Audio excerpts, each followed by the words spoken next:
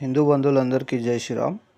ఇప్పుడు పశ్చిమ బెంగాల్లో నిన్న మొన్నటి నుంచి 400 కుటుంబాలు అక్కడి నుంచి వదిలేసి వెళ్ళిపోయారనమాట.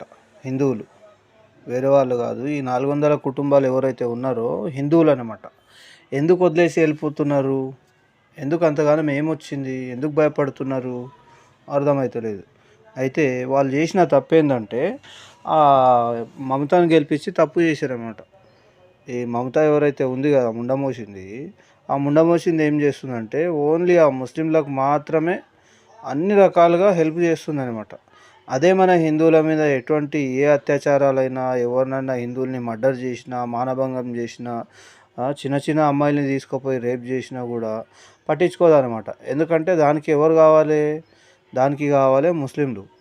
హిందువులతోనో దానికి అవసరం లేదు. ఈ హిందువులు కూడా కొద్దిగా బుద్ధి జ్ఞానం తెచ్చుకొని అటువంటి వాళ్ళకు ఓట్లేసి గెలిపించకపోతే ఈరోజు ఆ పరిస్థితి వచ్చేది కాదు. అవునా కాదా? ఒకసారి మీరు కూడా ఆలోచించండి. అందుకని మనం కూడా ఏం చేయాలంటే, మన హిందువులకు కానీ ఎవరైనా సపోర్ట్ చేస్తున్నారు అంటే అటువంటి వాళ్ళని గెలిపించుకోవాలి మనం. అడ్డం వచ్చిన ఈ కొండగొర్లకు, ఏదో విదేశీ ఎడారి మతాలకు ఓటేసి మనం ఆగం కావద్దు. ఎందుకంటే వేరే వేరే దేశాల నుంచి ఆల్రెడీ హిందువులు వెళ్ళిపోయిన హిందువులకు ఇప్పటిదాకా అడ్రస్ లేదు. ఎక్కడెక్కడి నుంచో 100 సంవత్సరాల నుంచి, 200 సంవత్సరాల నుంచి ఒక్కో దేశం వదిలేస్తున్నారు హిందువులు. ఇప్పుడు భారతదేశం వదిలేస్తే ఎవడు పెట్టుకోడు, ఎలగొట్టేస్తారు, లేకపోతే ఎన్కౌంటర్ చేసేస్తారు.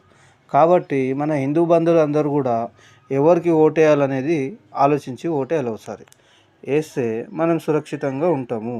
లేకపోతే సేమ్ ఇదే కథ అవుతుంది. ఎందుకంటే కాశ్మీర్ కూడా వదిలేసి వెళ్ళిపోయారు మన హిందువులు. ఇప్పుడు మళ్ళీ మోదీ గారు వచ్చినాక మెల్లమెల్ల కొంతమంది, కొన్ని కుటుంబాలు, ఒక 200 కుటుంబాలేమో మళ్ళీ తిరిగి వచ్చేసినాయి. ఇన్ని రోజులు వాళ్ళు ఎక్కడున్నాయో తెలియదు. కాబట్టి మన దేశం వదిలేసి మనం హిందువులం పోతే మనని ఎవ్వడు పెట్టుకోడు, ఎలగొట్టేస్తారు, లేకపోతే ఎన్కౌంటర్ చేస్తారు.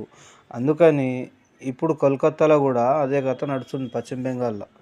ఇప్పుడు ఎన్నికల సమయమో ఏదో వచ్చే ఎన్నికలప్పుడు రాష్ట్రపతి పాలన లేకపోతే ఎన్నికలు జరగనివ్వరు, అడ్డుకుంటారు, హిందువుల్ని ఓట్లు వేయనివ్వరు. 50% కన్నా తక్కువ ఉన్న బెంగాల్లో హిందువులని ఓట్లు వేయనీయకుండా నానా చిత్రహింసలు పెడతారని చెప్పేసి చెప్తున్నారు అనమాట. ఎవరంటే మన బీజేపీ నేత సువేందు అధికారి. అయితే మనం కూడా మన తెలంగాణ కానీ ఎక్కడైనా కానీ హిందూ అనేటోడు ఎక్కడున్నా కూడా కానీ బీజేపీకి ఓటేస్తే మీరు వేసిన ఒక ఓట్ పవర్ ఏందో మీకు తర్వాత తెలుస్తుంది. ఇప్పుడు బీజేపీ లేని రాష్ట్రాలలో ఏమేమవుతుందో మీరు అందరు కూడా చూడండి ఒకసారి. ఈ వీడియో అందరికీ కూడా